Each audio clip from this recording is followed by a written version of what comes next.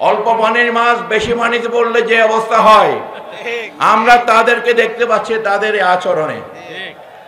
দেশটা তাদের বাপদাদার বানিয়ে ফেলেছে। আগের সরকার যেভাবে নিজেদের দেশ, নিজেদের বাপদাদার দেশ হিসাবে এই দেশকে পরিচালিত করতে চেয়েছে, এই জন্য কাপড় নেওয়ার সময় পায়নি তারা। একইভাবে তাদেরও এই অবস্থা হবে। এই লালদিঘির ময়দান অনেক কিছু সাক্ষী আছে। এই ময়দানে আমরা সুন্নি জনতার কণ্ঠস্বর আল্লামা নুরুল ইসলাম ফারুকের হত্যার প্রতিবাদে এখানে কয়েক লক্ষ মানুষের সমাবেশ করে আমরা এই ওই জালিম সরকারের বিরুদ্ধে আমরা প্রতিবাদ করেছি। আমাদের 9 জন মুরব্বী আলেমদেরকে হত্যার যখন হুমকি দেওয়া হয়েছিল ওই সময়, তখন আমরা এই ময়দান কাঁপিয়েছি। আজকে আবার জাতির এই কঠিন সময়ে ক্রান্তি লগ্নে আমরা আবার এই ময়দানে এসেছি। আমরা সুন্নিরা যখন জাগে, মনে রাখতে হবে তখন কিন্তু এটার একটা ব্যবস্থা আল্লাহ করে দেন। সুতরাং এই কঠিন সময়ে বিভক্তিবাদ দিয়ে দেশ ও জাতির স্বার্থে সমস্ত রাজনৈতিক দলগুলোকে একত্রিত হওয়ার আহ্বান জানাচ্ছি। এটা বানরের পিঠা ভাগাভাগির দেশ না। এই দেশ, এই বাঙালি, এই চট্টগ্রামের জমিন থেকে সিপাহী বিপ্লব থেকে শুরু করে প্রতিটা আন্দোলন সংগ্রাম এই চট্টগ্রাম থেকে কিন্তু নেতৃত্ব দেওয়া হয়েছে। এই দেশের স্বাধীনতার সংগ্রামের নেতৃত্ব এই চট্টগ্রাম থেকে এসেছে। সুতরাং বর্তমান যে কঠিন অবস্থা, বিচারালয়ে যেখানে বিচারকরা নিরাপদ না, বিচারকদের বাড়িঘরে তাদের পরিবাররা যেখানে নিরাপদ না, তাহলে যারা এই দেশে এখনো বলতে চায়, বর্তমান যারা দায়িত্বে আছেন, যে এই দেশের আইন শৃঙ্খলা বাহিনী, আইন শৃঙ্খলা ব্যবস্থা খুব সুন্দরভাবে চলছে, এগুলা পাগলের প্রলাপ ছাড়ার কিছু না।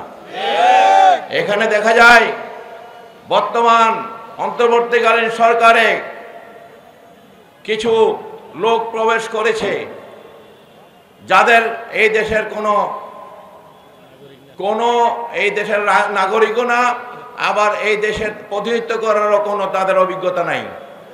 অল্প পানির মাছ বেশি পানিতে পড়লে যে অবস্থা হয়, আমরা তাদেরকে দেখতে পাচ্ছি তাদের এই আচরণে। দেশটা তাদের বাপদাদার বানিয়ে ফেলেছে। আগের সরকার যেভাবে নিজেদের দেশ, নিজেদের বাপদাদার দেশ হিসাবে এই দেশকে পরিচালিত করতে চেয়েছে, এই জন্য কাপড় নেওয়ার সময় পায়নি তারা। একইভাবে তাদেরও এই অবস্থা হবে। সুন্নিদেরকে খেপাবার চেষ্টা করবেন না। ধৈর্যের সীমা আছে। এই দেশের সংখ্যাগরিষ্ঠ মুসলমান সুন্নি জামাতের, এই দেশের সুন্নি জামাতকে নিয়ে যারা কটূক্তি করছে, যারা বলছে সুন্নিরা নাকি এই স্বৈরাচারের দোসর, এগুলা ওই কলা চোরকে বলা হয়, এই ঠাকুর ঘরে কে বলে আমি কলা খাই না। যাদেরকে বৈষম্যের কথা বলে, লুটপাটের কথা বলে, যারা এখন বর্তমানে সরকারের মধ্যে এসে লুটপাট করছে, কলা আগের সরকারের চেয়ে তারা আরো বেশি খাইতেছে। এই বানরের পিঠা ভাগাভাগি করে এই দেশে যারা বিগতভাবে যারা গেছে তাদের বিচার হয়েছে। এই দেশের অর্থনীতিকে ধ্বংস করে দিয়ে, ব্যাংকিং সেক্টরকে ধ্বংস করে দিয়ে এই দেশকে করাত রাজ্য বানিয়ে আজকে বর্তমানে বিদেশিদের কাছে এই দেশ লিজ দেওয়ার ষড়যন্ত্র হচ্ছে। আমাদের দেশের পোর্টগুলো দিয়ে দেওয়ার ষড়যন্ত্র হচ্ছে। আমাদের দেশের অর্থনৈতিক খাত যেটার উপর আমাদের দেশ দাঁড়িয়ে আছে, সেটা আজকে বিদেশিদেরকে দিয়ে দেওয়ার ষড়যন্ত্র হচ্ছে। আবার এই দেশে সেই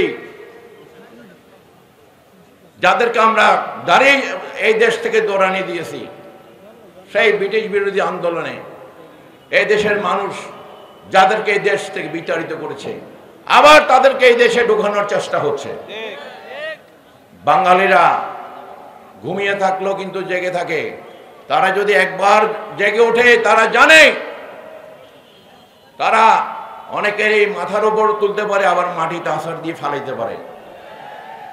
সুতরাং এই দেশের মানুষ যেখানে কবরস্থানে নিরাপদ না, লাশ উঠিয়ে এই দেশের মধ্যে লাশ পুড়িয়ে ফেলা হচ্ছে, মাজারগুলোতে খানকাগুলোতে আক্রমণ করা হচ্ছে।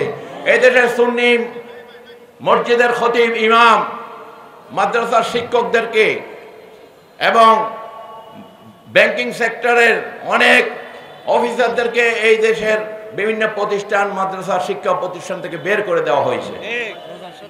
সুতরাং এইভাবে বৈষম্য কথা বলে যারা আর সে বৈষম্য করবে, এদের বিচার এই দেশে হবে। এই দেশের জনগণ কাউকে মাফ করবে না। সুন্নি জনগণ এই দেশের কল্যাণের পক্ষে, সমৃদ্ধির পক্ষে সবসময় ছিল। আমরা জ্বালা পোড়ায় বিশ্বাসী না। আমরা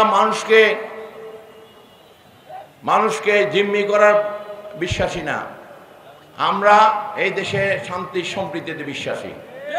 সুতরাং আমাদেরকে দুর্বল মনে করবেন না। সুফি সুন্নিরা যখন জেগেছে তখন কিন্তু বিপ্লব হয়ে গেছে। আজকের জনসভায় যারা উপস্থিত আছেন তাদেরকে আন্তরিক মোবারকবাদ জানাচ্ছি। এই মদিনাতুল আউলিয়া থেকে আমাদের যাত্রা আমরা শুরু করেছি। ইনশাআল্লাহ তাআলা এই দেশের আমরা একটা সুস্থ নির্বাচন দেখতে চাই। অসুস্থ রাজনীতি এই দেশ থেকে বিদায় করতে চাই। হিংসার রাজনীতি এই দেশ থেকে বিদায় করতে চাই। জঙ্গিবাদের রাজনীতি এই দেশ থেকে বিতাড়িত করতে চাই। যারা এই দেশকে অন্যান্য দেশ বানানোর স্বপ্ন দেখছেন, সেইটা তারা ভুল স্বপ্ন দেখছেন। এই দেশ বাংলাদেশ ছিল, থাকবে। এই দেশ মুক্তিযুদ্ধের দেশ, এই দেশ সুন্নি জনতার দেশ, এই দেশ দেশপ্রেমিকদের দেশ। দেশপ্রেমিকরা জেগে উঠুন, অন্যায়ের প্রতিবাদ করুন, দুর্নীতির প্রতিবাদ করুন, বৈষম্যের প্রতিবাদ করুন।